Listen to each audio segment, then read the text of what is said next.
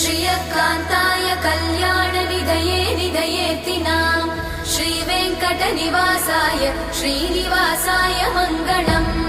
लक्ष्मी सविभ्रमालोकसुभ्रूविभ्रमचक्षुषे चक्षुषे सर्वलोकानां वेङ्कटेशाय मङ्गलम् श्रीवेङ्कटाद्रिशृङ्गाग्रमङ्गलाभरणाग्रये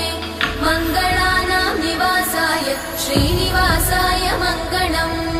सर्वावयव सौन्दर्य सम्पदा सर्वचेतसां सदा सम्मोहनायास्तु वेङ्कटेशाय मङ्गलम् नित्याय निरवध्याय सत्यानन्दचिदात्मने सर्वान्तरात्मने श्रीमद् वेङ्कटेशाय मङ्गलम् स्वतः सर्वविदे सर्वशक्तये सर्वशेषिणे सुलभाय सुशीलाय वेङ्कटेशाय मङ्गलम्।